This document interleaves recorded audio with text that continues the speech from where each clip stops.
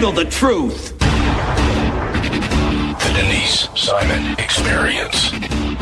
The Truth Matrix. Vetting, exposing, drilling down to the truth. Rolling Thunder, this is Hitman. Seat over. Hitman, this is Rolling Thunder. Seat out. The Denise Simon Experience. Exposing politics, lies, demagoguery, spin, fraud. Grid to suppress. Mike Charlie, 4 tree 5, 9er 2-1. Grid to mark. Mike Charlie, 4-7 tree 9er, 8-9er, out. Promoting individual situational awareness. Question, probe, notice, ask why.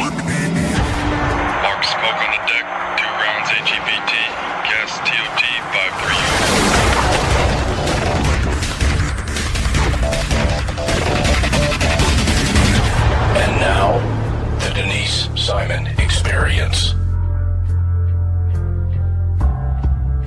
And welcome to the Denise Simon Experience, ladies and gentlemen. Very happy to have you with us.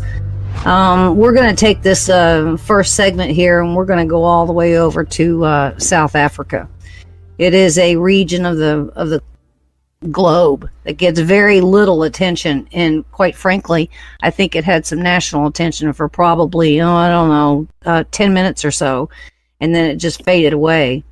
So I'm very pleased to have Mark Williamson with us, and Mark is in fact got an awful lot of years in the United States Air Force as a intelligence application officer.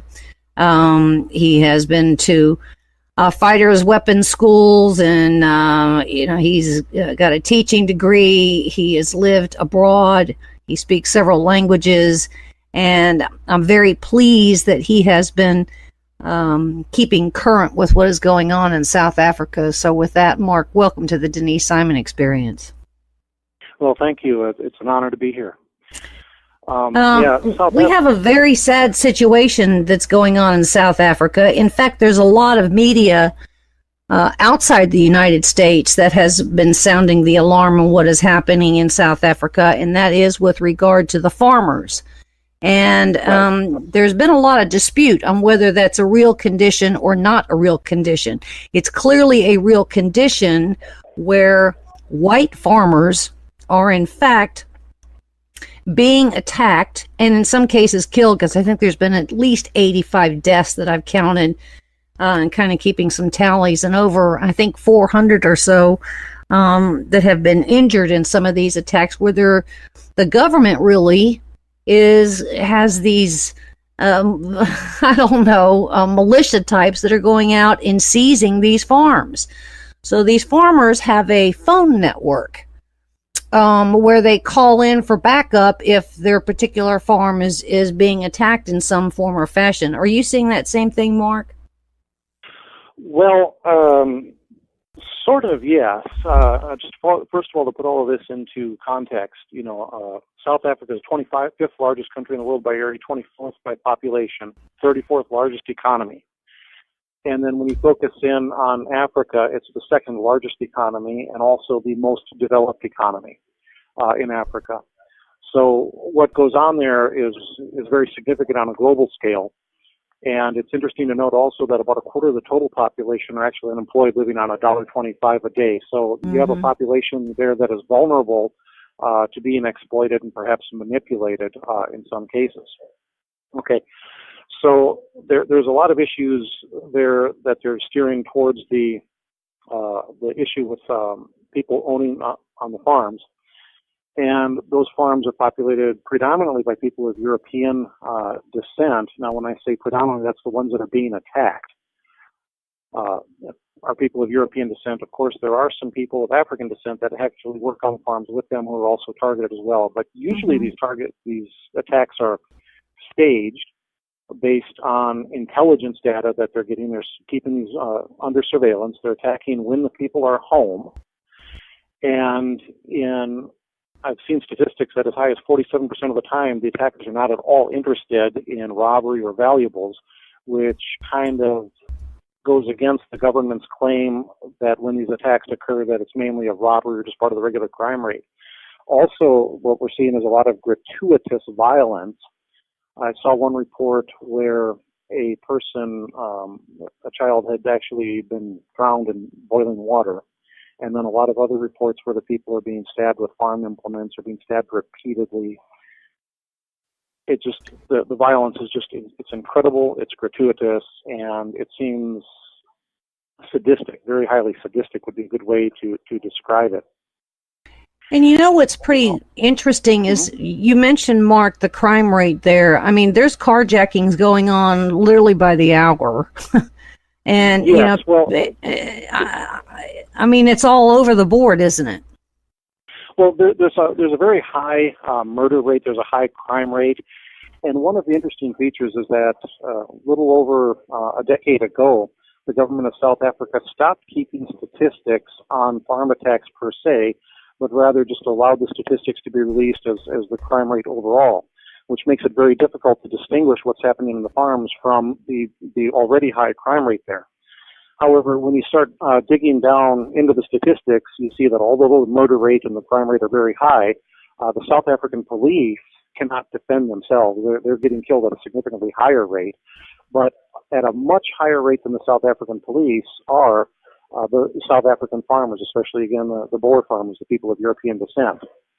And the flames of this are being fanned by statements made by political leaders, people who are pretending to political power.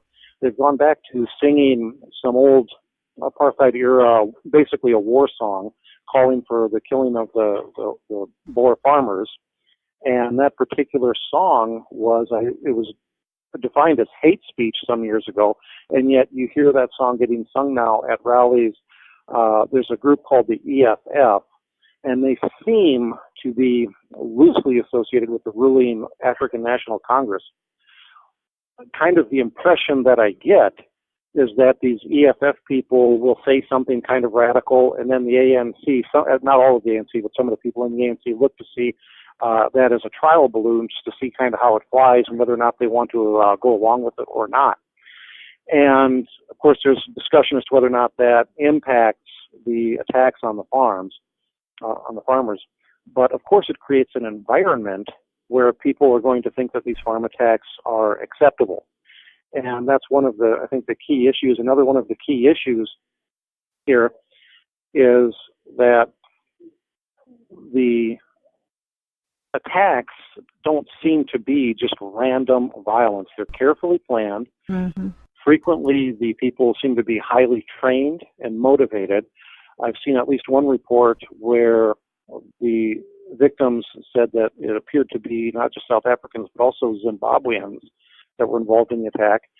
Many of these attacks happen along the coast, or along the border with Botswana, and then near the border with Zimbabwe.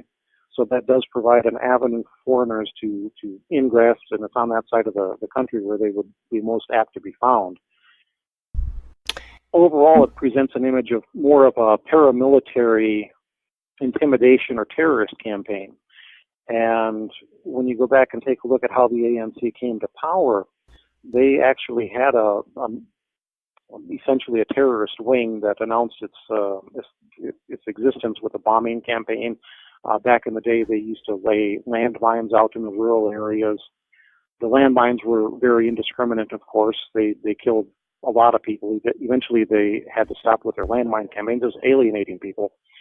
But those types of terroristic violence in the countryside does have a very deep root in South African history going back over the past several decades.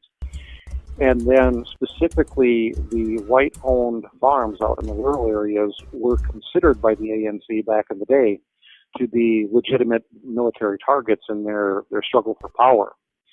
So honestly, a lot of what we're seeing today looks like it is a continuation of policies that we would have thought would have ended with the end of apartheid and with just general democracy and franchising all of the people in South Africa. Mark, it's really quite curious that we haven't had more, I guess, media coverage on this. We don't know where the UN stands on this. We don't know where the African nations, the other ones, stand on this. In your travels, what are you hearing? I mean, is there some kind of investigation that may be happening, or is there some sanctions that are coming out of the State Department, or some kind of response coming out of even the European Union? The only thing that we've heard was that this was addressed back in March by members of Parliament in Australia. And, of course, that created a big row. People were accusing them of racism and everything. And then that kind of died down. And, of course, there have been some independent journalists. Lauren Southern comes to mind. She did a very good documentary on the situation there. I thought it was a very balanced documentary. And then, of course, President Trump famously tweeted about that, and that caused quite a bit of a stir. But quite frankly, most of the mainstream media is not addressing this. There have been a couple of articles, reasonably fair articles in the mainstream media, but for the most part, it's not getting addressed. For example, if you go take a look at ABC, Australian Broadcasting Corporation in Australia, their whole spin on it was, what did our members of Parliament say, and it was that kind of a focus on it. They did not actually go back and look at why something was said or what the topic was that was being discussed. And so this is leaving a lot of the Boer farmers out there thinking that nobody cares, nobody notices what's going on. As a result of that, they have established essentially a social media campaign. One of the things you'll see is under the hashtag Boer Testimony, and people are videotaping their experiences and then posting that to YouTube, and then these get shared around on Twitter. But a lot of the folks are very depressed because they feel like, aside from that one tweet from President Trump, which stirred up a little bit of a political row, and then that was it, the whole thing is getting overlooked, it's getting forgotten. And so they're saying, are they having an effect? And so social media, especially Twitter, is where we're actually seeing a lot of the activity. And I kind of got interested in this. I was, of course, reasonably familiar with the situation by listening to, Brendy Richards had her show, The Truth About South Africa. That helped introduce me to what was going on. Yeah, I know Brendy. But then I started seeing this here in recent weeks, and I felt like I had to get involved somehow myself, start looking into what's going on. So I'm one of these people, I'm going to research it and come up with my own information, come up with my own opinion on it. And I've found some scholarly papers dealing with the matter, papers produced by non-government organizations at which government representatives were present. And so when they try to say that it's not happening, or they try to say that the rate of attacks of white farmers is not higher than it is in the general population, these statements are very untrue. And the government knows that because they have their own statistics. Even though they're not keeping statistics on farm attacks per se, they have deprioritized it. Now, the priority crimes in South Africa, and they've got, again, terrible crime rate, but the priority goes to dealing with thefts of money in transit or stuff impacting the copper trade, for example. Of course, if you go in and try to kill a rhinoceros for, parts of the rhinoceros to sell on the black market, that, of course, is a priority crime. But they've deprioritized the farm attacks. And that's very significant because they deprioritized it roughly at about the same time that they also eliminated a rural police group known as the commando system, which was actually very effective in providing police protection out in the rural areas. Because remember, these farm attacks have been going on since prior to the end of apartheid. They've been going back at least to the early 90s. And the commando system was very good at providing security in the rural areas. They had a look at this, it was about 10 or 15 years ago that they had a look at it to see if they wanted to continue with the commando system or what to do. There were some issues with the commando system, but they said that they needed to keep it, not disband it, at least until they had something else in place. Well, they went ahead and disbanded it anyway, and then they stopped keeping statistics specifically on farm attacks and just let that be part of the overall background noise of the high crime rate in South Africa. Now, those two events taken together tell me that perhaps they're complicit in this. They're deliberately making the farmers vulnerable and then deliberately trying to cover it up. That's what it looks like. I don't want to accuse anybody of anything like that, but that is what it looks like to me. It looks very suspicious. So at any rate, back to the media, the social media campaign. So folks are mentioning this. One of the things that I've gotten involved with them, one of the things that we're doing We've been tweeting out to the United Nations, the African Union, various offices in the United States State Department trying to call attention to what's going on there. In fact, it was interesting, one of the tweets, somebody responded they had no idea that the United Nations had an office that its job was to prevent genocide. Yes. But he discovered that when he found out that we had copied that particular address in on one of our tweets. One of the other things we're doing, we're trying to pick up some of the media that has covered this and make sure that they're aware that there are issues and they need to go back and take another look at it. We've tried copying in all of the members of the Australian Parliament who were initially involved in that discussion back in March and April, as well as the media that had covered that particular polemic, to try to get them to take another look at the underlying cause of why the topic even came up. But it's interesting, again, like there doesn't seem to be any type of a response from officialdom or from any of the media. I would think that maybe there had been some side conversations. You know, we just had the UN General Assembly and then the UN Security Council.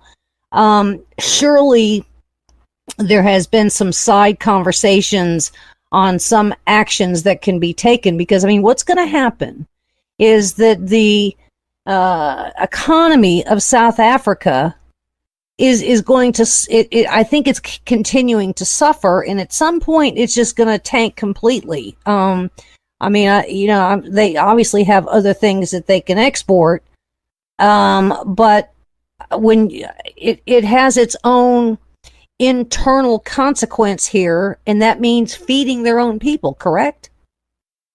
Well, that's a very interesting point that you bring up. Because if those attacks continue and the farmers are forced off the land, there's essentially three options that they're going to have.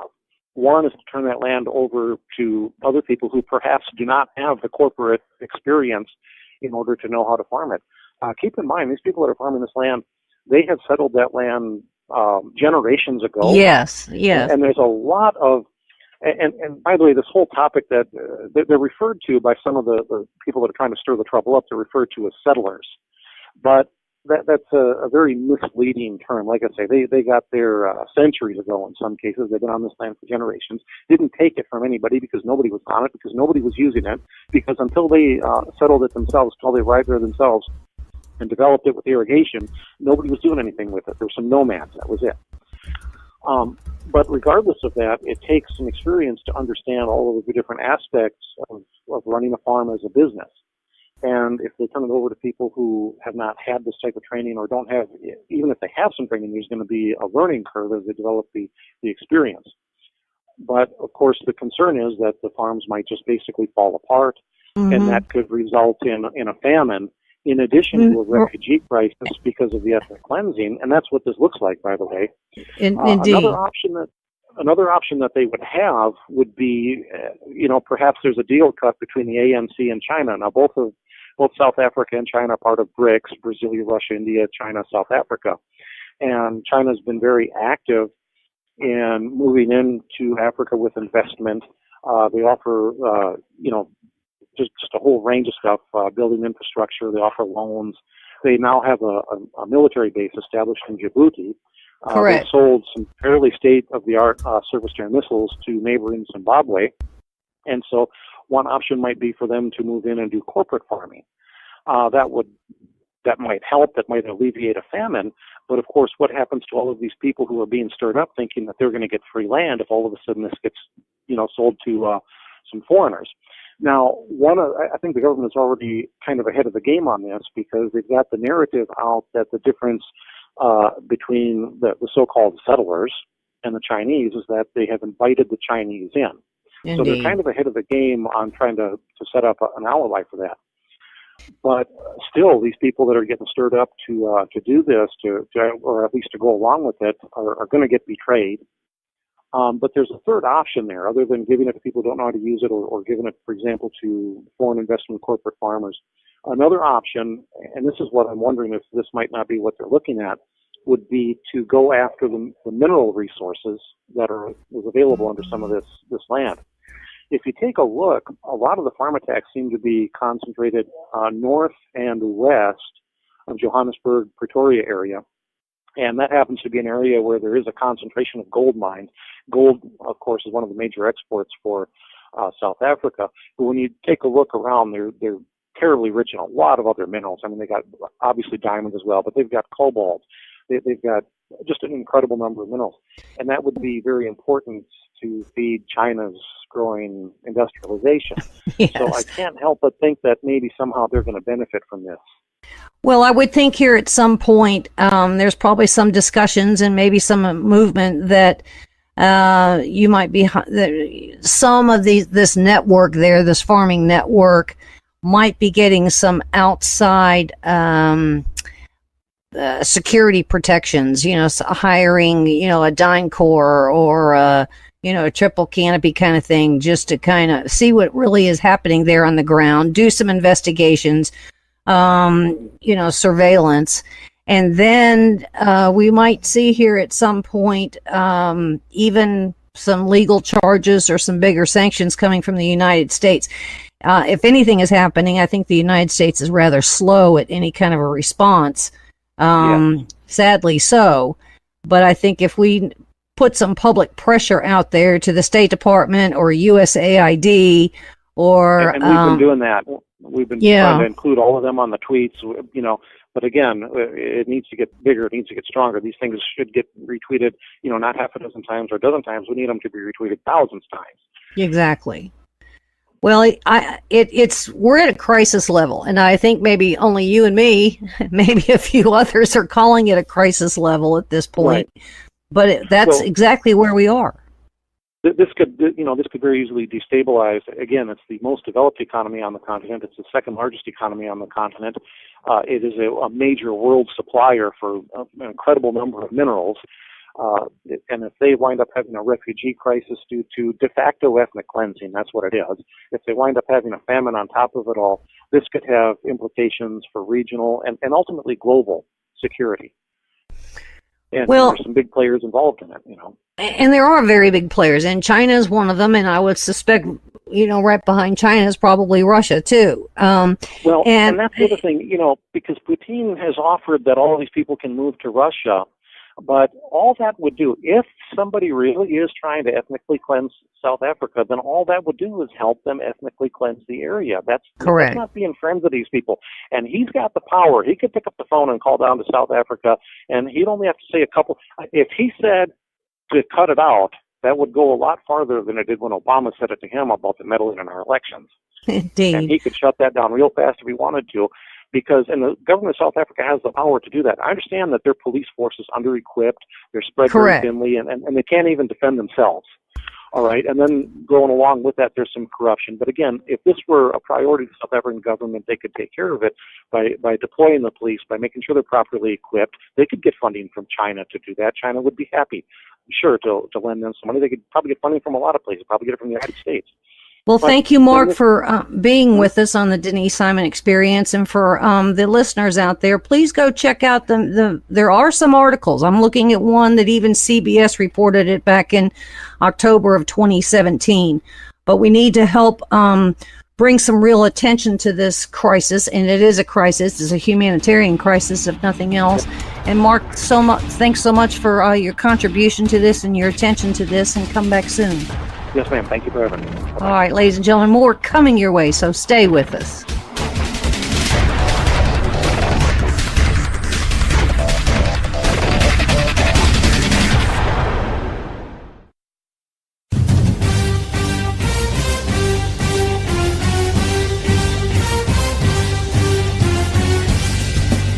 You are about to join Don Newen, co-host of Cowboy Logic Radio, and Denise Simon, host of the Denise Simon Experience, for a weekly situation report, or SITREP. 18 hours a day, Denise Simon lives her life as an intel analyst. 18 hours a day, Don Newen lives his life in the world of rock and roll. 1 hour each day, Newen receives a daily SITREP from Simon. Welcome to the Drive Time Situation Report. Fasten your seatbelt. You're now in Don Newen's car, and he is calling in for his SITREP.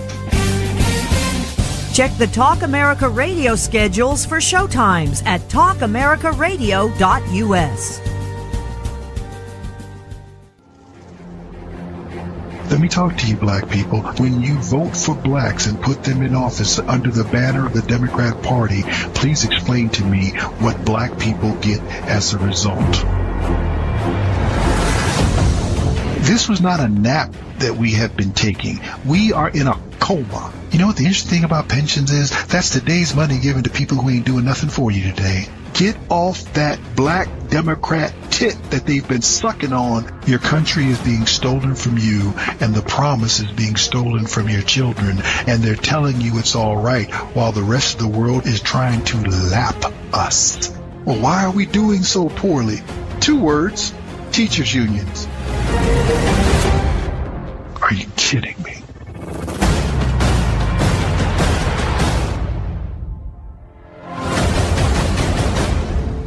Black Man Thinking, Monday nights, 9 p.m. Hi, this is Donna Fiducia, co-host of Cowboy Logic Radio. For 28 years, I was in the mainstream media, most recently as an anchor at the Fox News Channel. No more. Ladies and gentlemen, the mainstream media has completely failed the American people.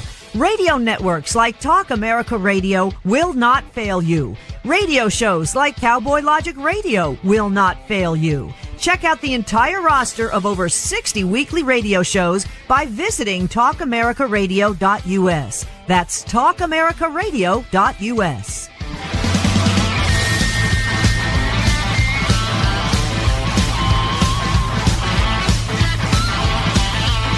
TalkAmericaRadio.us.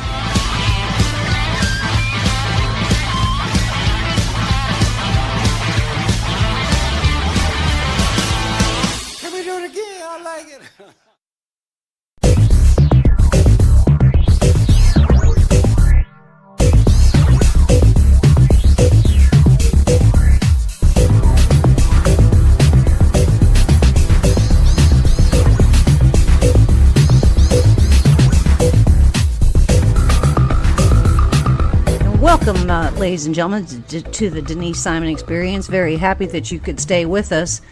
For this next segment, I've gone all the way to Europe, and I've got the distinct honor of having Halya Coynash with us, who is with part of a team on, I guess you would say, human rights, but it's much more than that because of what is happening and been happening as a result of the tactics that Moscow has been applying. I would say, Halya, 50, 60 years or something like that, but welcome to the show. Thank you very much. Nice to be here. You know, we have got so many people. We've got people in journalism that have been killed. We've got those that have been kidnapped. We have got some very strange things that have even happened here in the United States. Mm-hmm. But we've got a particular fella in that I think we need to mention, and that's Yuri Dmitriev. And Yuri is actually a historian, and he's being persecuted by Moscow, and he's in detention. Can you explain a little bit of this so it will give us a sense of the kind of tactics that Russia applies?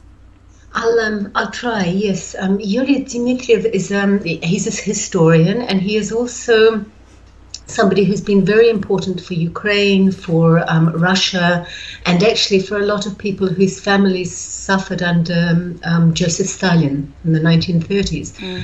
Because he and his organization, which is called Memorial, have been, they found a huge number of unmarked graves in a place called Karelia, which is sort of north of St. Petersburg in Russia. And, they've managed to uncover who the people were who were buried there. And I mean, most of them were, well, all of them were basically victims of the terror, the Stalin terror in 1937-38. And it is likely that is actually the reason that he was persecuted initially, because Russia under the present regime, under Vladimir Putin, who was the president, is increasingly trying to hide the crimes of the Soviet past. It's very strange. I mean, in principle, they're not Russian crimes, they are Soviet crimes, but in fact, Russia is now defending Stalin very much, who was a mass murderer. And it is increasingly going after organizations like Memorial and unfortunately like people like the historian Dmitriev, in order to they're trying to discredit both the organization and people like the historian in order, I suppose, to it's hard to even find a word for it, to kind of justify Stalin, to justify the repression, to say that really it wasn't that bad. Now, what happened in 2016 at the very end of the year and in December was that they arrested Dmitriev, or Yuri, probably Dmitriev actually. He's 61 now. It sort of feels a bit strange, calling by his first name, I guess. But they arrested him on the most bizarre charges, and very cynical charges. And when you ask about how this is similar to other cases, it's a very typical thing that is happening at the moment, that they find charges that will turn people off a person, that will make them think that there's something wrong. Yes, now the charges that they chose to lay against Dmitriev in 2016 were of, wait for it, child pornography. Indeed. Which sounds absolutely shocking.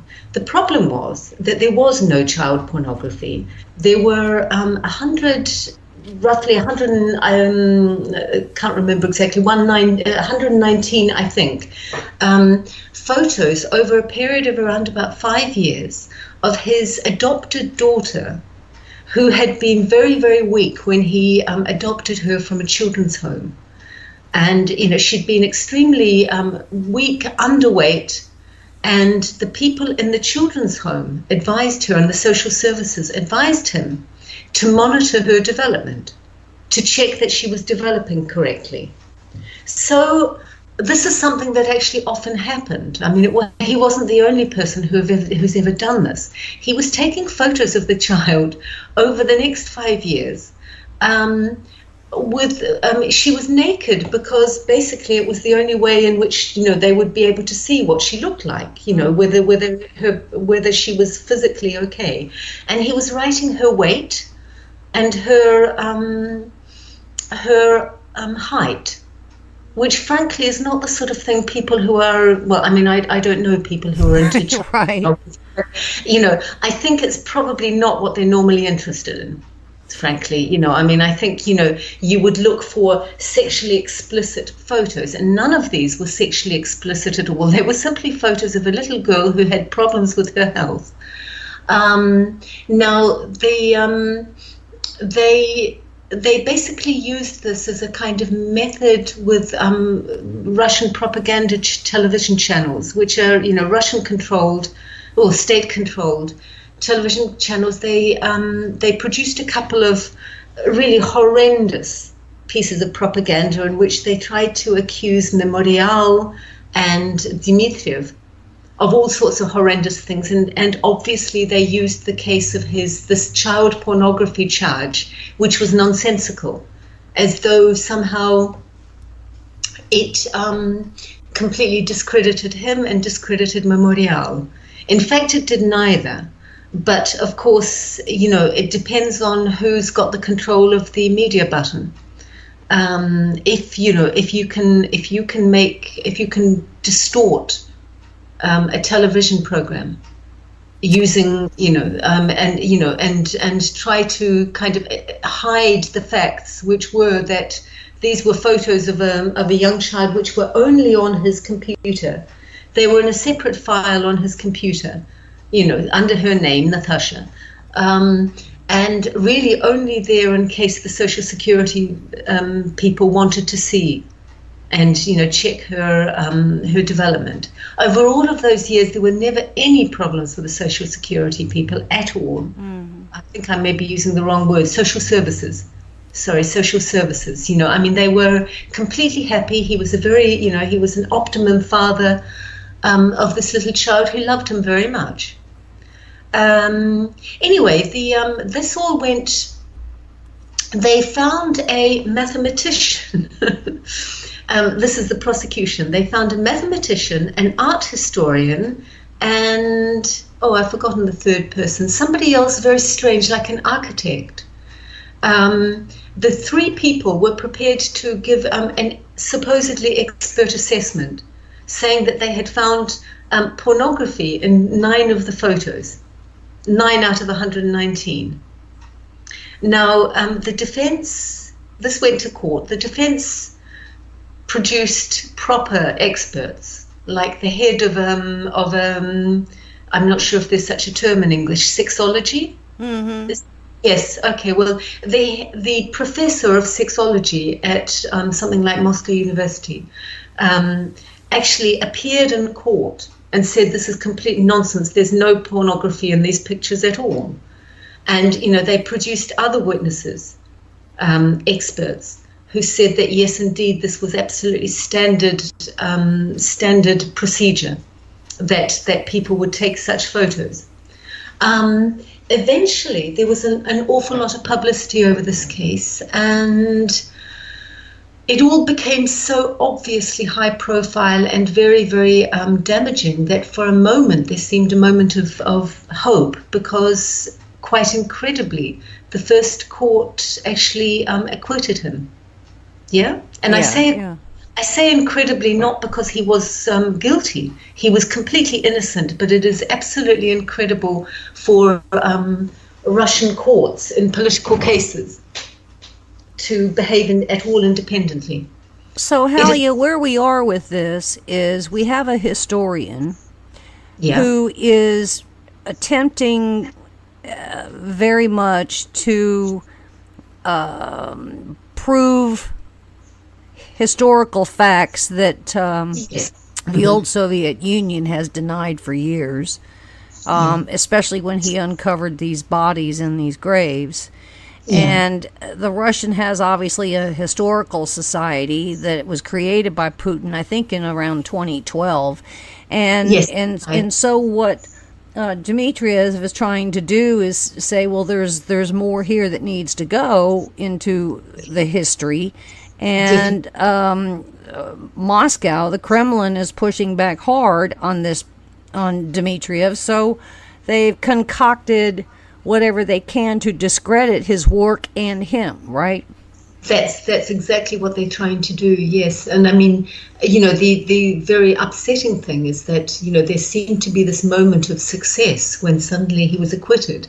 And then they came back with basically the same charges. They first of all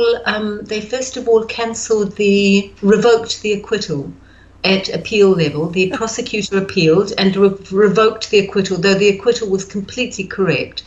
And then they rearrested him. He'd been out of custody for maybe 2 months. That's all. Since December 2016, they rearrested him, and this time they have come up with really serious charges of depraved behavior, but on exactly the same charges with the same child who has always, they had no evidence in the first place. So I think what has happened is that they have managed to influence the child's grandmother. She had a grandmother originally, it was just that the grandmother gave her to the children's home. And they are obviously working in coordination with the grandmother to try to concoct new charges, which didn't appear for 2 years. Yes? I mean, the entire period of time that they're making up these charges. I mean, I think, you can go into all sorts of details. The point about this particular case is that, a huge number of writers, philosophers, artistic people in general, even in Russia and throughout the world, there are historians who have, come to Dimitriev's defense. They're appalled by what's happening.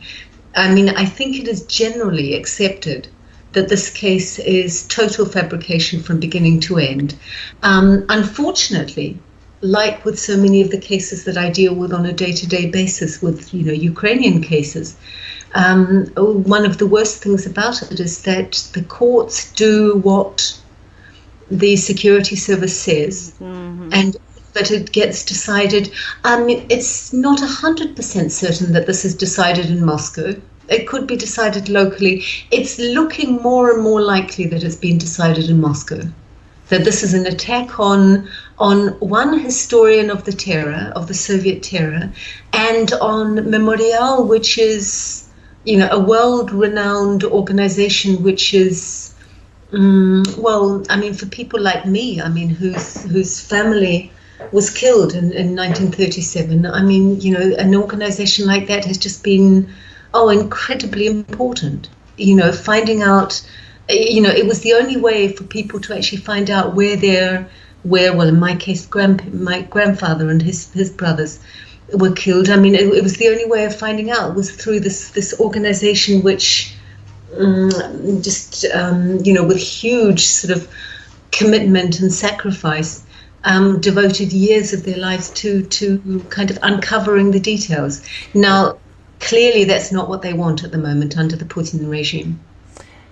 Halya, in the work that you and your team are doing, are you finding common denominators such that Dmitriev is not the only case? I would think that there would be some connectivity points, that there are other Dmitrievs out there. And I don't know much. I'm over here in the United States, but the little snippets that we get over here, you can see a pattern, and I would think outside intelligence services, state departments or diplomatic corps, the ambassadors, they watch this kind of thing, because there could be uprisings and protests, and next thing you know, you got a U.S. embassy or some other foreign embassy in someplace in Russia that has got some protests going on. So we watch these kinds of things. Sure. There has got to be some other connective tissue to other cases, right? Oh, absolutely. And unfortunately now, because Russia is occupying Crimea, this is particularly of relevance to sort of Ukrainians, because there are so many political prisoners. One of the ways that Russia, it's, one of the common denominators that you talk about, the connections, is that in both cases, Russia is using, it's actually the FSB. It's the Federal Security Services called in full. The FSB has all sorts of methods which are very similar to the old KGB in Soviet times. One of the things that is happening increasingly in both Crimea and in Russia is that they are actually, I'm beginning to forget what I was going to say. There were two things actually. One of them, the one that I now remember, is that they fabricate cases completely in order, from the beginning, with the full knowledge that they can get away with it because the courts do not ask questions. The prosecutor, if the prosecutor is different from the prosecutor, first of all, will ask no questions. In most cases, they use torture. If people are a little bit older, in Dmitriev's case, they can't torture him physically. So, the only torture they can use is psychological pressure. Younger people tend to get tortured. Another very typical factor is I've just is basically using very cynical forms of prosecution in order to try to discredit people and to try to convince the world that somehow, for example, you've probably heard of Oleg Sentsov, who has been on hunger strike now for almost 150 days. Oh, gosh. And his life is seriously in danger. Now, this is a Ukrainian filmmaker from Crimea who was imprisoned on absolutely fabricated charges. So fabricated, somebody actually, the Russian human rights people called it ideologically motivated terror. They sentenced him to 20 years without any crime at all. And his life is now in danger.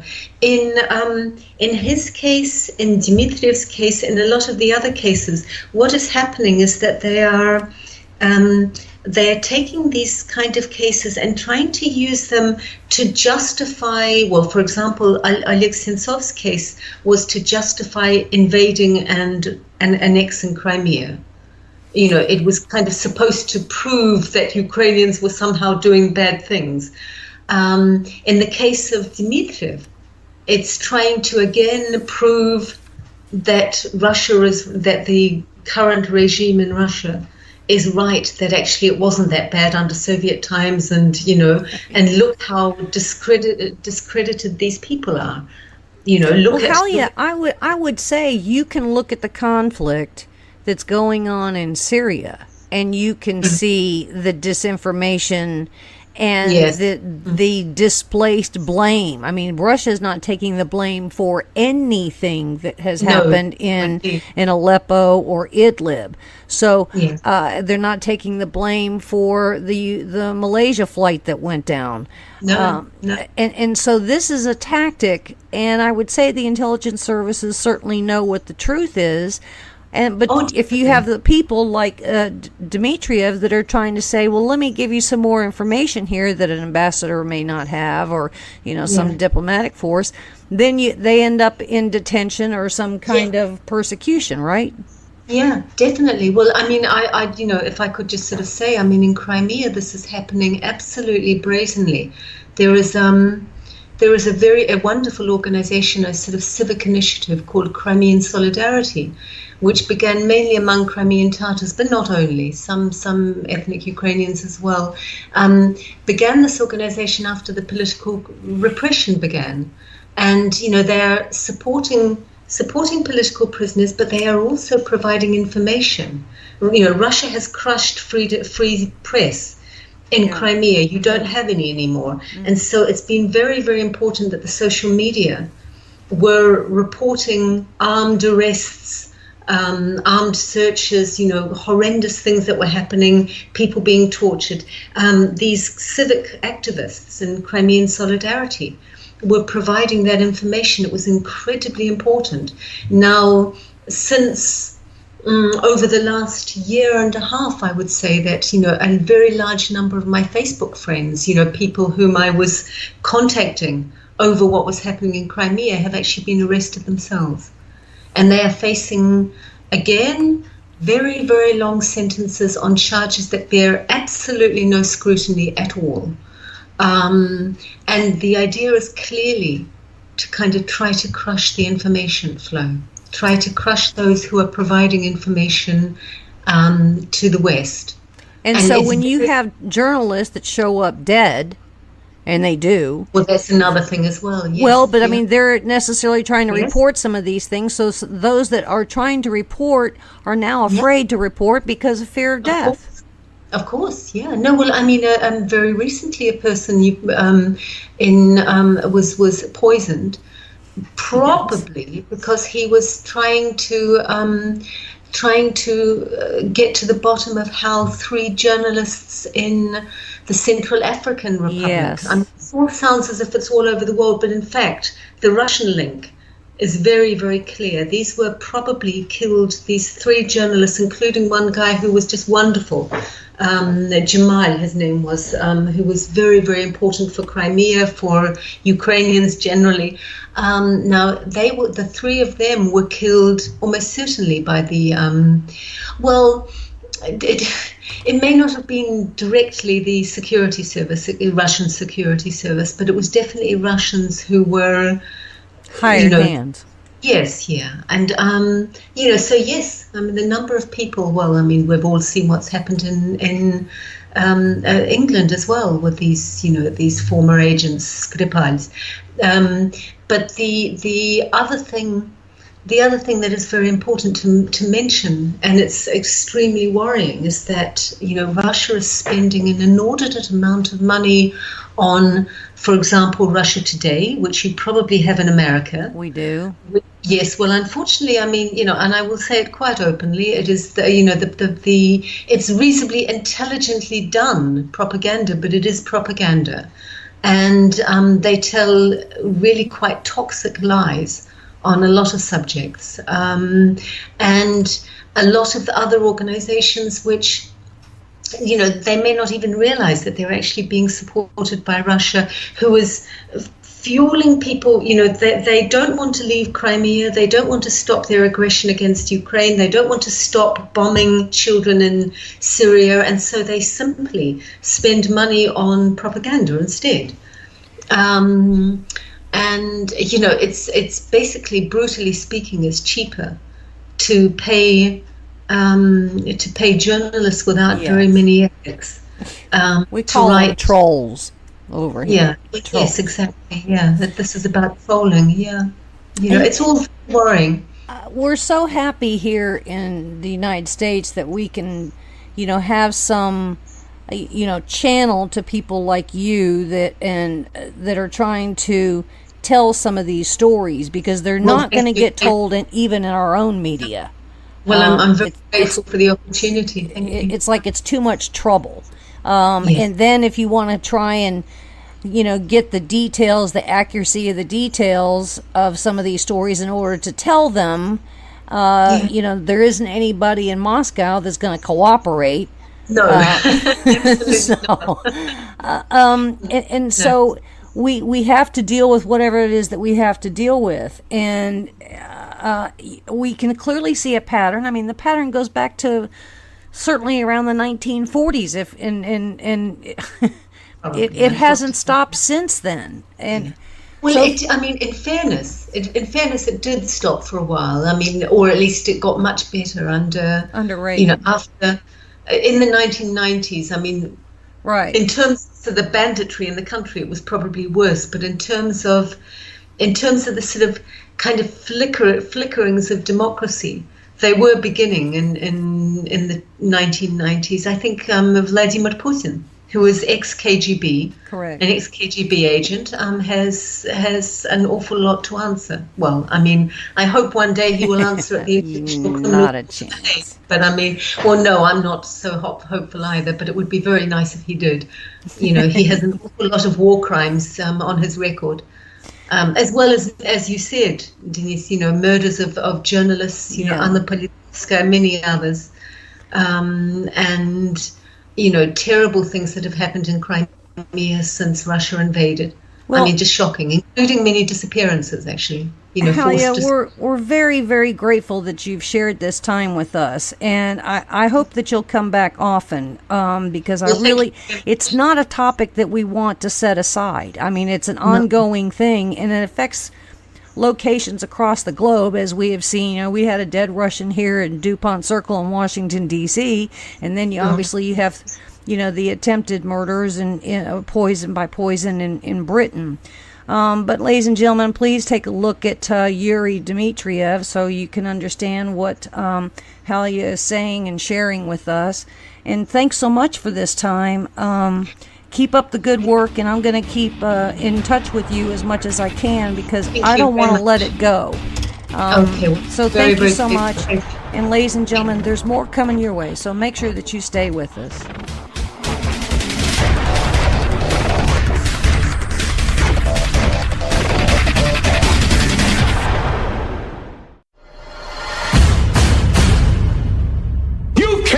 The truth. The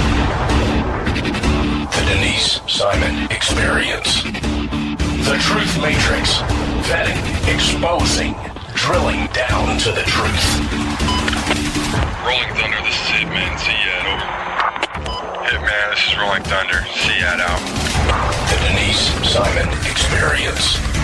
Exposing politics, lies, demagoguery, spin, fraud.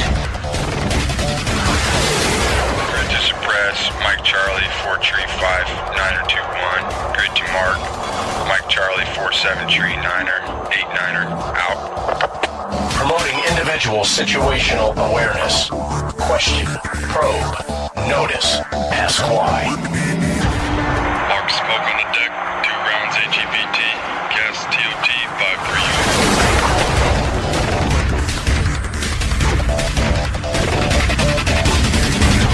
And now, the Denise Simon Experience.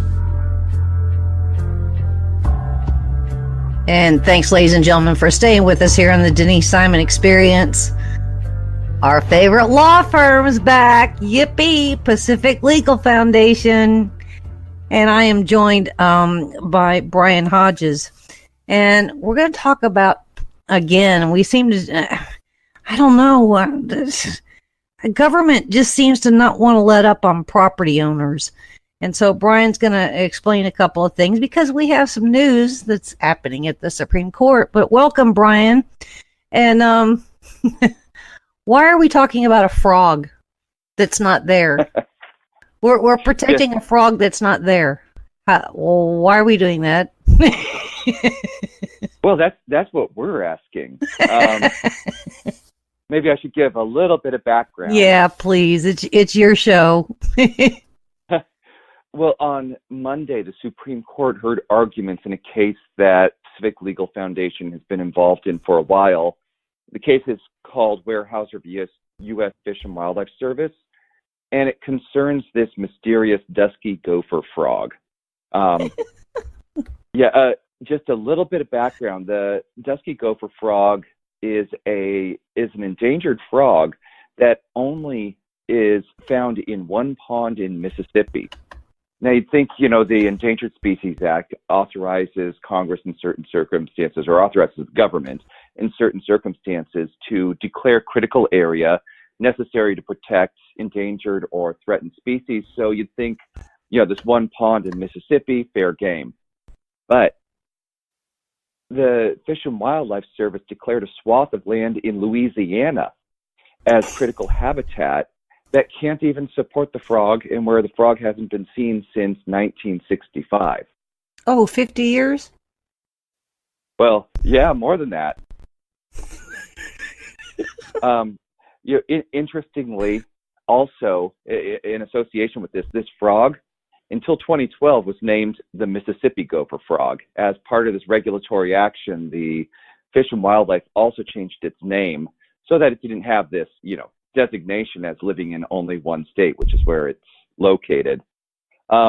We represent a client who owns thousands of acres of private land in Louisiana that was declared critical habitat because, according to the Fish and Wildlife Service, if he's compelled to change the nature of the property, to alter it and maintain it in a condition that could potentially support this frog, and if the frog was reintroduced, then it could provide a potential habitat. A lot of potentials there. All right. Let me start with this. Isn't Fish and Wildlife under what? The Department of Interior?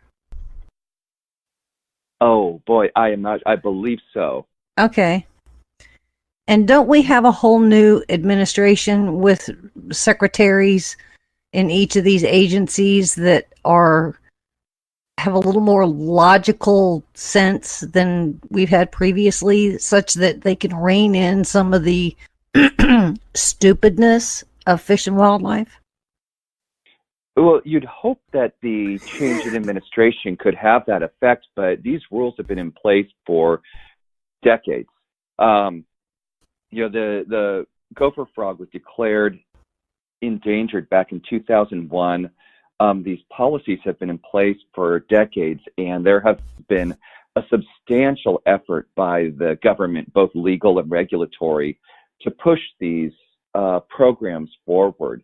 So it really sort of transcends, these agencies sort of transcend politics. They become sort of immune to the changes in administrations and just go forward with their agency policies, which is what we're dealing with here. All right. So we have a frog that's allegedly endangered and has not been spotted in a particular piece of property. So, isn't the cure, I would think, a waiver? Well, the case raises two questions. One of them we thought was answered years ago when we litigated the Sackett case against the Environmental Protection Agency. If you recall, that was the case where property owners who lived a ways up from a lake in Idaho had their property declared a wetland, even though there were no wetlands on the property. Yes. And they said, we have a right to challenge this. It's the same issue that's raised in the Weyerhaeuser case, is when Fish and Wildlife comes in and says, hey, this property in the state next door could be perfect gopher frog habitat. If we forced you to turn it into perfect gopher frog habitat, should the owner be able to challenge that and have a court look at that decision? I think the common sense answer is of course. But it's the kind of administrative action that we need the Supreme Court to intervene in, just to allow the people to sort of to question these administrative acts. What does Weyerhaeuser think? I mean, it's a big company, and you've got some cockamamie alleged creature that hasn't even been seen that is stopping progress. It is infringing on rights. How long has Weyerhaeuser had this property? I should make clear, actually, PLF represents private family property owners. They have a company called Markle Interest, and they own most of this property that was declared critical habitat. Okay. Weyerhaeuser leases just a portion of it, and they're represented by their own counsel. Okay, fair enough. But I can answer that question for the family. They think it's crazy. They think that they should be able to use their land for what they invested in. This is timberland. They should be able to harvest the timber, follow all of the regulations and, restore it and do sustainable timber practices, et cetera, et cetera. But if there is no endangered species present on their property, they should be able to at least go to a court and say exactly that. How can this be critical habitat if there's nothing here? Did these landowners have the property before this whole issue with the frog even showed up? I mean, I guess what I'm saying is that the landowners would necessarily be grandfathered if this frog issue came later. I'm not sure if even that the grandfathering matters in this case. Okay. But there's actually an even bigger issue that you touched on in your previous comment, is whether a species in one state, this one pond has the frog, whether that can be the tool that allows the federal government to regulate somebody's property in another state. And that's an issue that's underlying these bigger questions about, whether it can actually be reviewed or whether habitat requires the presence of a species, is this idea that the fact that allows the federal government to go in and regulate private property in Louisiana is the argument that this frog has some sort of interstate commerce effect. I'm sorry. That's pretty fun. So one of the issues that we would hope that the Supreme Court could reach is whether a frog that appears in one pond in Mississippi has any sort of interstate commerce effect. If it doesn't, then Fish and Wildlife is acting outside of its authority in regulating that property in Louisiana. I think that a ruling like that would actually go much further in protecting private property rights. Indeed. So this is scheduled before the Supreme Court? This was argued on Monday morning. Oh! It was on the first day. Okay. And so what do we have to do? We have to wait, until February? Is that right, for the decision? Well, the decision can come out at any time, Mm-hmm. in this yet in this term, but most likely it's because it's one of the first argued cases. It's most likely to come out around, the turn of the year.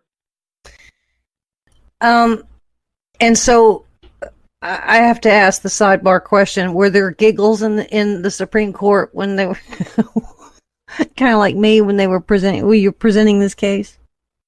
No, the Weyerhaeuser attorney presented the case. Our PLF's argument will take place tomorrow in another case. Okay. In Weyerhaeuser, we were one of the parties to that argument. And, sadly, there were no giggles like the point that you found amusing. Was the interstate didn't tickle. Didn't tickle the sensibilities of the court.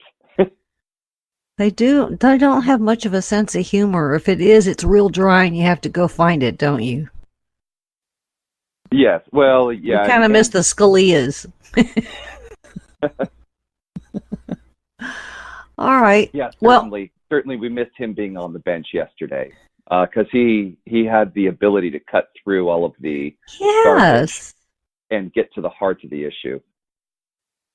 Now, ladies and gentlemen, we're speaking with Brian Hodges at Pacific Legal Foundation. And Brian, I'm going to ask another kind of off-the-wall question. There are many legal cases across the United States that I would say deserve Supreme Court time. And to spend it, protecting property rights is a huge thing. But property rights at the expense of a frog that's not there to kind of put things in context is absurd on its face, is it not? I wish that more people saw it that way because the frog is just one of many really small anti-government interests that motivate regulatory action against property. All over the country, we see property owners being deprived of their most basic rights over. At points, there are important issues, and at points, they're trivial. Here, the frog, regardless of what you feel about the frog itself is in danger, but it does not live there. The property is not frog habitat, so it becomes trivial. It becomes it becomes really sad that people's entire life investment is put in a parcel of property and then they're stopped because of a ghost frog. A ghost. Yeah, of a ghost frog. This conversation's a little on the weird side, Brian, but anyway. Well, if you want to talk about ghosts, our case on Wednesday deals with graveyards. That's where that's next. So it is October after all. Yeah, how do you guys keep a straight? Well, never mind. I've talked to many lawyers over there at Pacific Legal. I can just about imagine what the conversation is in the break room. But so tell us about the graveyard, please. Yeah, well, on Wednesday we're going to be arguing an extremely important property rights case called Nick v. Township of Scott. That case originates in rural western Pennsylvania, and there's a long history in rural Pennsylvania of backyard burials. So dating back to pre-revolutionary times, you owned a farm and you buried grandpa on a family plot. It's unremarkable. It seems a little odd sometimes. I live out on the West Coast where we don't do that, but it's very unremarkable. But what happens over time, the property sells, somebody else now owns the property. Who owns grandpa? The township of Scott up in Pennsylvania said, well, if you have any burial site on your property, we're just going to say that that's public property, and you're going to have to open up your land, let people come from the highway, cross over your land, and visit a site, even without verification, whether there's a body there. So a pile of old flagstones can result in an easement being placed on your property. You have to keep your property open 365 days a year under the threat of civil enforcement and fines of around $400 a day, each day being a separate violation. So our client, Rose Nick, owns a 90-acre farm. And she's an old lady, right? She's an older lady. Well, I wouldn't call her an old lady. She's older. Older than me. We're not talking. I don't know how old you are, but I won't ask. That's not gentlemanly. See how quick I was there. Well, anyway, she owns 90-acre parcel, and somebody said that some flagstones on her property were evidence of an old burial site, and the township issued a couple of notices of violation telling her that we've determined that those flagstones are a grave, therefore your property is no longer yours. You have to open up your property. She goes to the local court, says, help, they're taking my property, tell them to stop. And you know what the court says? Too bad. Sorry. Yes, get out of court. You're going to have to wait until, see, she was responding to a violation notice that said, you know, you're going to have to pay up and suffer all these penalties. So what does the township do as soon as she shows up in court with probably one of the most obvious takings claims we've ever seen? The township says, oh, well, we'll just withdraw the notice of violation. So the court says, get out of court. They withdrew their notice of violation. You're going to have to wait till they come after you again. So then they issue another notice of violation. And so Ms. Nick goes, well, I can't go to the state courts. This is a federal constitutional right. I'm going to go to the federal district court and ask them to stop this, force them to either pay for my property or walk away from it, one of the two, which is what the Constitution says. You know what the federal court says? Too bad, so sad. Nope. Too bad. You have to go back to state court, the same state court that just kicked her out. So this is because there was a case back in the mid-'80s called Williamson County that was out of the blue.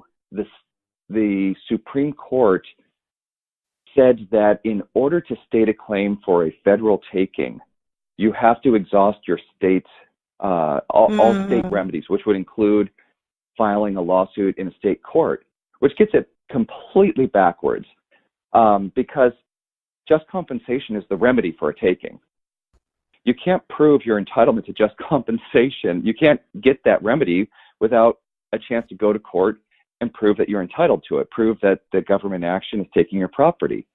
So for 35 years, property owners have been going through this process of getting kicked out of court, all sorts of procedural messes that have effectively blocked them from being able to enforce their federal constitutional rights, leaving property owners, you know, the right to property, the Fifth Amendment, protection of property is the only right in the Bill of Rights that's not directly enforceable in the federal courts. So that's where we stand today.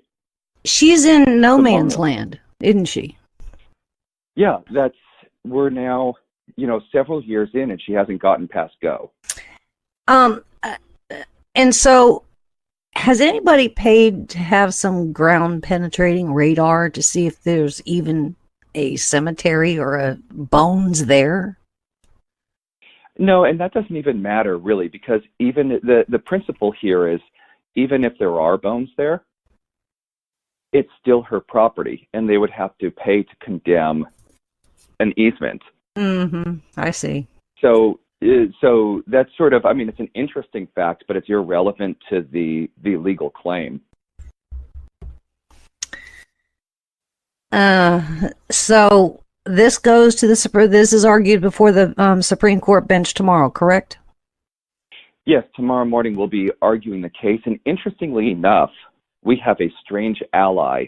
I guess our argument attracted the Solicitor General of the United States. So the United States had filed a brief in support of our position, which is interesting. Somebody who's often a defendant in these types of cases saw the injustice that rule really had. And yeah, that's sort of a surprising one, especially when we were talking before about how agencies tend to follow their own agenda regardless of the administration.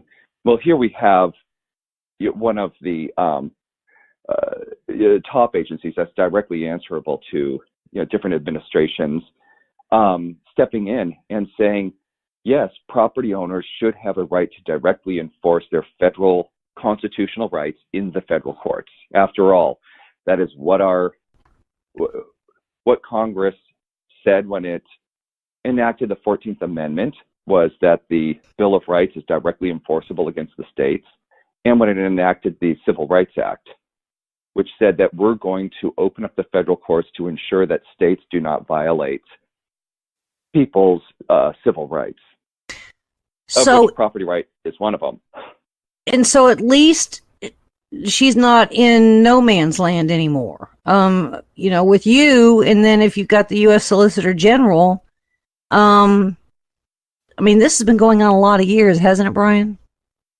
Yeah, about 35 years. Oh, God, I didn't realize it was 35. I'm sorry, not this case. I was talking about not Rose Nick's case. No, Rose Nick's case has been going on for about 5 years. Okay. The law that we're challenging has been in place for about 35. Okay, fair enough.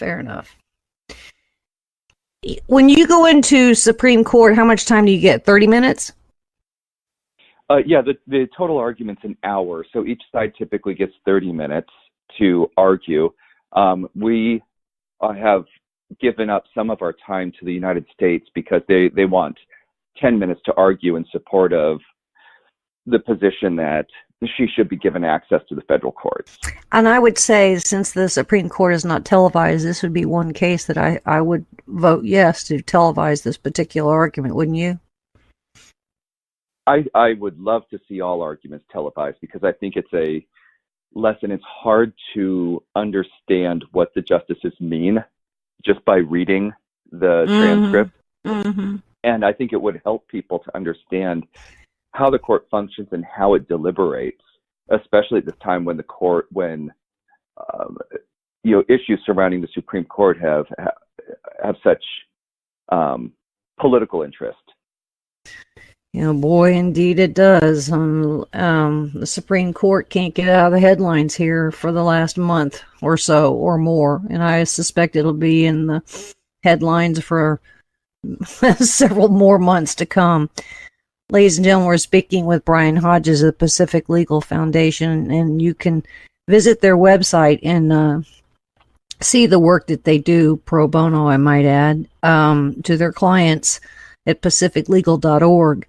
Remarkable cases, and you guys, I always say this, you really are,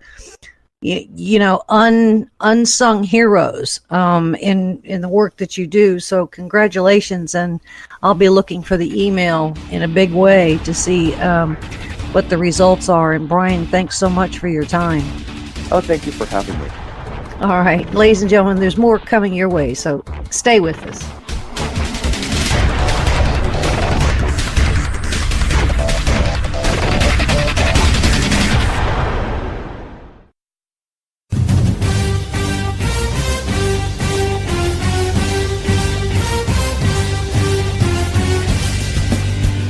About to join Don Newen, co-host of Cowboy Logic Radio, and Denise Simon, host of the Denise Simon Experience, for a weekly situation report, or SITREP. 18 hours a day, Denise Simon lives her life as an intel analyst. 18 hours a day, Don Newen lives his life in the world of rock and roll. 1 hour each day, Newen receives a daily SITREP from Simon. Welcome to the Drive Time Situation Report. Fasten your seatbelt. You're now in Don Newen's car, and he is calling in for his SITREP. Check the Talk America Radio schedules for showtimes at talkamericaradio.us. Let me talk to you, black people. When you vote for blacks and put them in office under the banner of the Democrat Party, please explain to me what black people get as a result. This was not a nap that we have been taking. We are in a coma. You know what the interesting thing about pensions is? That's today's money given to people who ain't doing nothing for you today. Get off that black Democrat tit that they've been sucking on. Your country is being stolen from you, and the promise is being stolen from your children, and they're telling you it's all right while the rest of the world is trying to lap us. Well, why are we doing so poorly? 2 words. teachers' unions. Are you kidding me?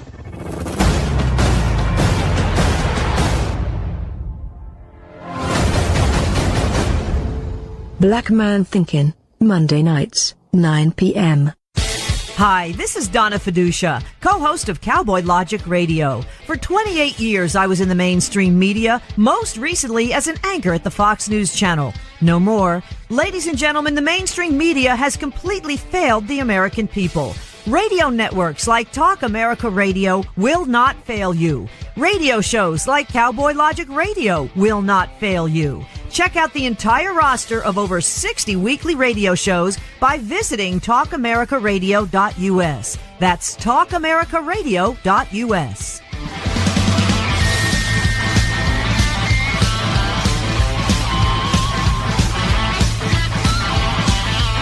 TalkAmericaRadio.us.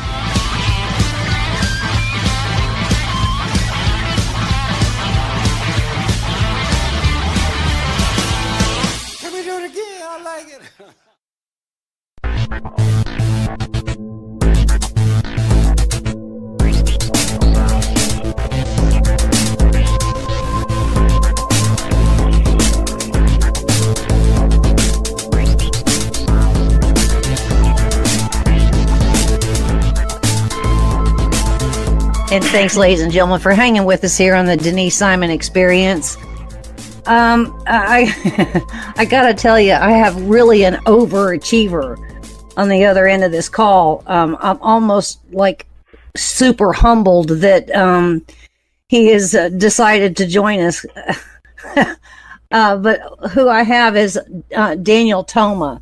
And Danny has served, oh my gosh, 25 years as a Foreign Service officer with the U.S. State Department. That in itself deserves a reward. And he's been assigned postings really from the sublime to the ridiculous, all the way from mostly, I guess, in Europe, but you've also done some tours in Latin America. And Danny is here to tell us about a book that he's so proud to have coming into the bookstores, and that is America First, Understanding the Trump Doctrine. And so with that, Danny, thanks so much for being with us on the Denise Simon Experience. Well, thank you for having me on. I appreciate it. You know, I've been meaning to, and I'm so happy that you're here because it's real important for us to get a perspective of the baton that those in the State Department are assigned to carry and have been assigned to carry, I would say, for the last, several decades, to, our counterparts wherever they are worldwide. Mm-hmm. And the State Department seems to be a puzzle to us. We think we understand whatever doctrine that they should be selling out there to allies and partners and adversaries and so forth and so on. But Danny, I gotta say, it's been so conflicted in the last, I don't know, certainly 10 years, right? Well, a couple things. For one, the State Department itself, doesn't, or at least shouldn't, make policy. And I'll have to, let me put an aside here. I retired from the State Department 4 years ago, so of course the views I'm giving are mine and not those of the State Department or anybody else. But so since the State Department, under the leadership of the Secretary of State, is the President's foreign policy arm, mm-hmm. then they're going to carry out the policies, or should carry out the policies of whatever president is setting those. And where some of the confusion, I think, that you're talking about has come from is because I think that our policies in the past, at least in the past couple of decades, have been somewhat confused. We've not really had a clear end game. What were we hoping to accomplish with some of these policies? I think that's dramatically changed with President Trump coming into office. And you can sum it up in two words, which is also the title of my book, America First. In other words, we're going to have a foreign policy that puts the interests of Americans first. In other words, the safety, security, and well-being of our people. And you saw that in quite dramatic fashion, even just today, with the announcement of the United States-Canada-Mexico agreement, President Trump came in. He criticized NAFTA as a candidate. He criticized NAFTA coming into the White House. He said, we need to scrap it. It's a bad deal. We need to get something better. All the experts, laughed at him, said you can't do it. Well, guess what's happened? 18 months later, he's put together a really good deal for all three countries, but particularly for the United States. Well said. But in your book, I would say that you are explaining a realistic assessment of where the Trump administration is attempting to enforce a doctrine that puts America back really as in its leadership and not as just a coalition of a bunch of countries that are trying to, keep some kind of equilibrium. I mean, keeping equilibrium is one thing, but creating our own luck and our own opportunity for the United States first is something that just hasn't happened. Yeah, it hasn't happened in a while. And like I said, we've kind of forgotten why we were doing this. Another good example, September 11th, 2001, we were brutally attacked by people working for Al-Qaeda. We did the one response we could have, which was to neutralize that threat by going into Afghanistan, whose Taliban government harbored them, to take out Al-Qaeda and to take out that government so that we wouldn't have a threat to our people again. We were very successful at first, but then we got distracted by other things. Right. Things like nation building and democracy promotion and everything else without any kind of end game, without realizing what exactly were we hoping to accomplish in the long term, without measurable goals. And that's why we're still over there, because we can't decide when the time is when we can declare victory and bring our people home. We got distracted with another war in Iraq that wasn't germane to our interest over there. So there were we've been floundering a bit, and what we get with this president is really a return to the kind of principles, America first, that our country was based upon. I mean, this is the kind of foreign policy that our founding fathers envisioned. I mean, there's a lot of conservatives out there who talk about original intent, when it comes to the Constitution, when it comes to governance, when it comes to separation of power. What did the founding fathers intend? But when you come back to them and say, well, what did the founding fathers intend for foreign policy? They say, oh, well, we live in a different world than back then. Well, I fail to see how a policy based on putting your country first is out of date or archaic, and I think Donald Trump feels the same way. This is the kind of policy that took us from a disjointed group of newly independent colonies into becoming the greatest nation on the face of the earth, both economically and militarily. We're getting back to that. In my book, I go into a lot about the development of that doctrine of America First all through our history, all the way into the 20th century, and how President Trump is trying to get us back to that. What I find particularly interesting, Danny, is that when President Trump has visited foreign countries for whatever summits or these big confabs that we have, whether it be in Saudi Arabia or in China, wherever they may be, he does say, look at our success so far because we are putting America first. We're not going to give up our sovereignty, which is clearly what the founding fathers were certainly fighting for. Exactly. But he's also proving the case that every other Western allied country should be looking introspectively too, because they can be matching a lot of our successes. Did I overstate that? Not at all. And I think it's kind of common sense. It's human nature that we know best how to run our own households, and we would kind of resent if our neighbors came over and said, listen, you really need to cut back on your the amount of potatoes you're serving in the evening. No, we can make those decisions on our own, and even if the neighbor's right, we might resent him for telling us that. So what Donald Trump is saying with his America First foreign policy is we look out for America first because we are Americans, just like you Canadians look out for Canada first because you're Canadians, or you Chinese look out for China first because you're China. But what that means is not a policy of turning in on ourselves as much as realizing what our interests are, putting those interests on the table, stating them clearly, and then working with other countries so we can better benefit. Donald Trump brings to the presidency a unique quality in that he's not a career politician. He's a business guy, and a successful one at that. So when you're in business, you're answering to your board of directors. You're in there to make money. You're in there to turn a profit, and they're going to hold you accountable for that. He's sort of taking this approach to foreign policy as well, saying, here's what we're hoping to accomplish. Now let's sit down at the table with these other parties and see if we can meet some sort of mutual agreement.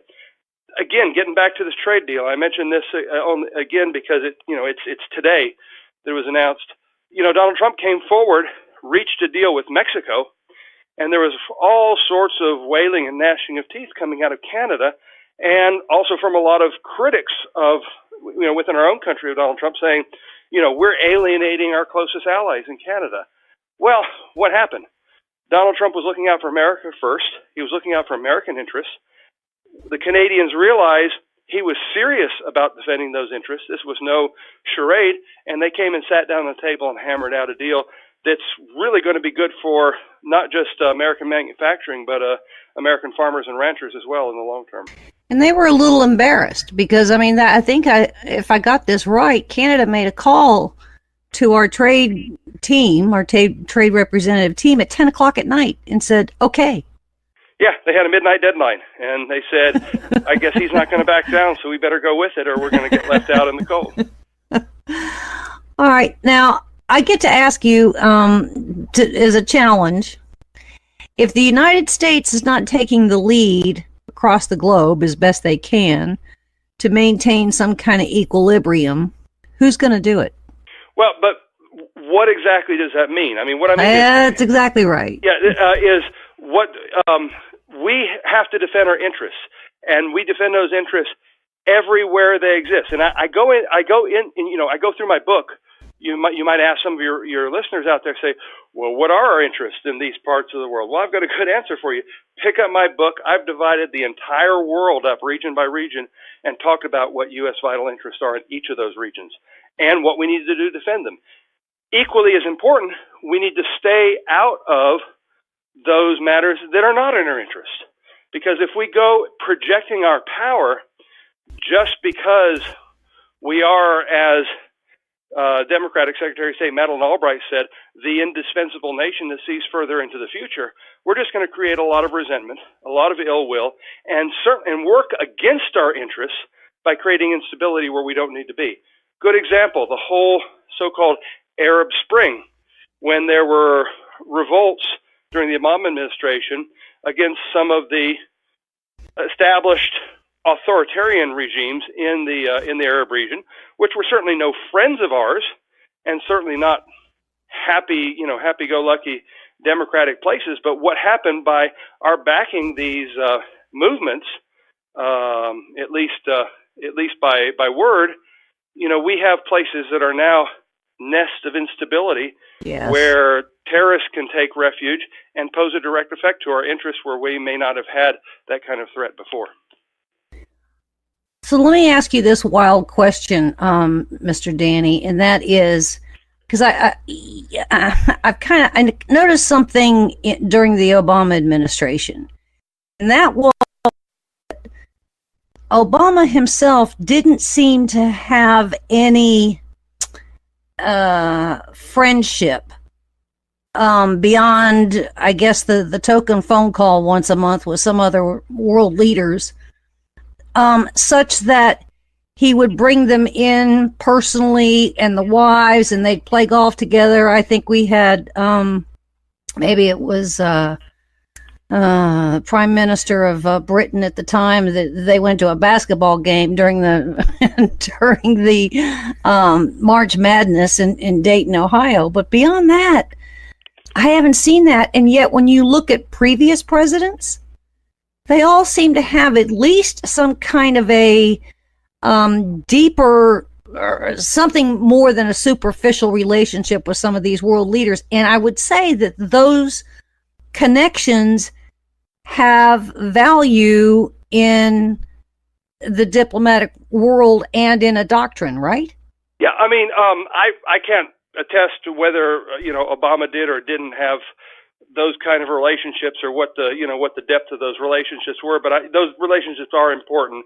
And one of the things that President Trump has been criticized for by the media is in trying to establish relationships with people like Vladimir Putin and Kim Jong-un, basically saying these people are beyond the pale. You don't even need to sit down and talk with them. But as a former diplomat myself, I understand that you got to start by talking with people, no matter how good or how bad they are. If you don't talk to them, you're not going to make any progress on anything. And he understands that. The president, does not have a huge foreign policy background, but he's got a lot of good instincts. And I think he does his best when he sticks with those instincts in terms of foreign policy and reaching deals.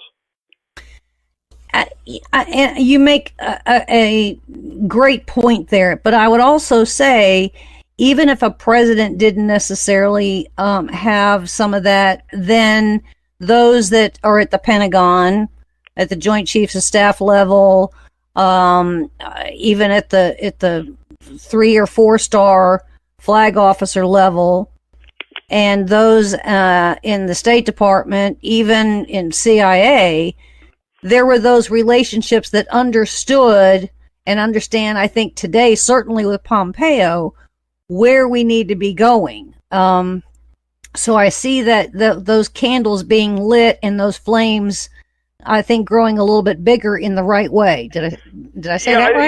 You're right, and you bring up something very important, because a lot of times when people think about foreign affairs, we just tend to think about the military, but it's a lot broader than that. And in fact, while our military is, you might say, the most essential because they defend us from existential threats, they're also an instrument of last resort. War should always be an option in your foreign policy arsenal, but it should always be the last one, because once you go to war, then you have but one goal, and that is to win victory, or that should be the way it is anyway. So you need to exhaust all possibilities before you exercise, and hopefully don't have to exercise that option. And the way you do that is by not only just having a strong military, but having a diplomatic corps and an intelligence gathering service that is second to none, as well as trade negotiators and everything else. I think the heroes of the day today are the people from the Office of U.S. Trade Representative. I was just going to say that. So this approach to foreign affairs is multifaceted, with a lot of different people, and we need to make sure that we keep the best talent in there to carry forth the president's program. Ladies and gentlemen, we're speaking with Danny Toma, who has a brand new book, which you can find on Amazon.com, titled America First, Understanding the Trump Doctrine. So with that, what is the involvement of the Trump administration with the United Nations? Because I see some very good things, and I was not a first proponent or supporter of Nikki Haley being the U.S. ambassador to the United Nations. I thought it was going to be way out of her realm, but I was wrong, and I was pleasantly surprised. And I see that we're kind of snapping people into in the line at the UN. Is that right? Yeah, I kind of come from the same sort of background that you do. When Nikki Haley was governor of South Carolina, there were some policy decisions that she made that I was not necessarily a big fan of, but I think she's done a really bang-up job at the United Nations. She's quite strong. She's quite forceful, and the most important thing, she is the president's messenger at the United Nations, as ambassador there, and she's getting the message across that we're going to look out for our interests, and our interests primarily. That does not mean we're going to take our toys and go home. It doesn't mean we're not going to, play nicely with the others, but it means the name of the game is we're going to look out for our interests, and in doing so, we will work with other countries so we can find mutual accords that benefit both of our points of view. Is Nikki Haley getting her instruction from this White House, or is she getting it from the State Department? Well, the State Department is part of the executive branch, so this comes under the president. But the ambassador, any ambassador is the president's representative in the country, or in this case, the United Nations, to which that person is assigned. So, and especially with a high-level ambassadorship such as the United Nations, I am sure she's in direct contact with the Oval Office on a regular basis. The National Security Council, I'm sure that, you know, in your travels, in your work, and in the text of your book, America First, that there could be from time to time some conflict between the diplomatic side, meaning the State Department, and the National Security Council when it comes to dealing with 200 countries, right? Well, you know, everybody's coming at it with a sort of a different perspective and a different area of concern. So naturally, there's going to be some different views depending on what the issue is or depending on what the country is. But I think that's healthy. I mean, that's the way you know, when you have a sort of diversity of opinion there, you get better policy that way. And so we got out of the what was it, the TPP, and the climate agreement. Right. That was a good thing, wasn't it? Well, here's a funny thing. One of the things I mentioned in my book is America First is that just after the election, USA Today, which is hardly a Trump organ, came out and made a list of 10 foreign policy initiatives that candidate Donald Trump said he was going to make, the centerpieces of his foreign policy. In every single one of those cases, President Trump has either accomplished what he said he would do or has made significant progress on them. One of the things was, pulling out of the Paris Climate Accords. The thing about this is we're so used as Americans to having a president make promises and then forget them the minute the hand goes on the Bible as the swearing in. President Trump actually is taking his campaign promises and using them as the basis of his policy decisions, which is quite refreshing, I think, and especially in the area of foreign policy. I mean, if you want to see what President Trump is looking to accomplish, look at what he promised during the campaign. A good example of this, ISIS. On the campaign trail, President Trump said, during my administration, we're going to defeat ISIS, and everybody laughed. Everyone said, yeah, that's not going to happen. What happened? In the first year of President Trump's administration, ISIS lost 96% of its territory, over 20,000 square miles. They went from being the Islamic State to just another group of terrorist losers who are on the defensive and on the run. Mm-hmm. That was right there in his program. He is very good at repeating his successes because the media is not going to give him that credit. And I believe, in your book, America First, you are confirming his successes. And there's still certainly more to come. And the matter of trade agreements, the matter of oil, the matter of climate and all those other kinds of nonsense, it's certainly not totally complete, but there's still work to do. But there's still a lot of work to do, but there's a lot that's been done, and even the president's critics will admit this when pressed. I mean, a good example, if you take that supposed that anonymous op-ed that was recently written to the New York Times, is supposedly written by a member of the quote resistance unquote inside the White House or inside the administration. I mean, assuming this person is a real person and not just a figment of the imagination of a New York Times writer, even this person admitted in the editorial, Trump's policies are making America more secure and more prosperous. So he doesn't like it. But if you go back and look at the editorial, it's right there. That's almost a direct quote, that Trump's policies are making Americans more secure and more prosperous. And, look at the economy. What's happened to the economy since Trump's come into office? It's doing really well. Unemployment, particularly minority unemployment, is at historic lows. Manufacturing's up. You remember back during the Obama administration and even back in the administration of George W. Bush when they were talking about, we needed to get over the fact that, get over the idea that Americans could have good manufacturing jobs like their parents and grandparents used to have. Trump never bought into that. Mm-hmm. He never drank that Kool-Aid. Mm-hmm. He said, no, America can be a manufacturing nation again with jobs, working class, blue-collar jobs that people could raise families on.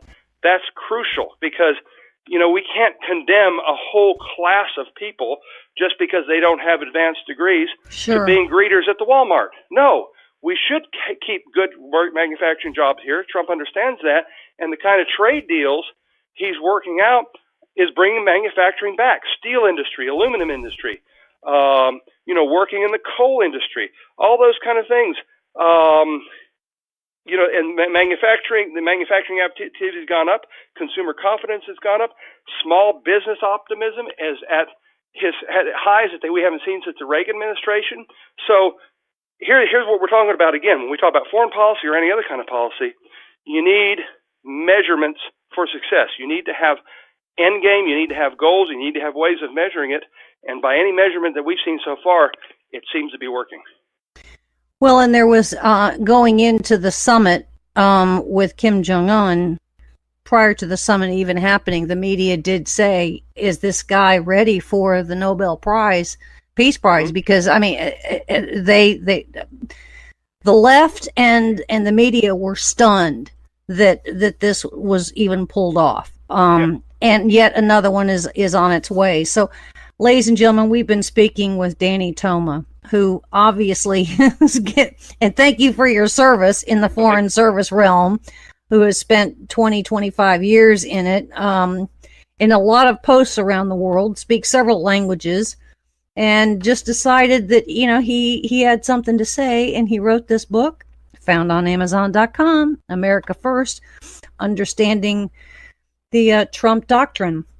Not all foreign policy, but certainly concentrates on foreign policy. And you lay out a very good argument here, Mr. Danny. And I would tend to agree with you because some heads have snapped back that there's kind of like a new sheriff in town. And that's right. And one thing I do want to tell your listeners, for those of you all who have not read a lot of foreign policy books and are afraid that this might be over your head, this book is not written for foreign policy professionals. This book is not an academic book. I think it was a fun book to write. I think it's a fun book to read. People have told me that they enjoyed it, and there are a few places where you should anyway laugh out loud. So at least I hope so. Oh, good, because we like to certainly do that.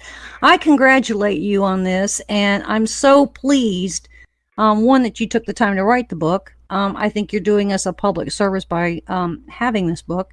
But I would also say thank you very much for your time here on the Denise Simon Experience, and congratulations. Well, thank you again for having me on. Appreciate it. All right, ladies and gentlemen, thanks so much for being with us on the Denise Simon Experience, and we'll see you again very soon.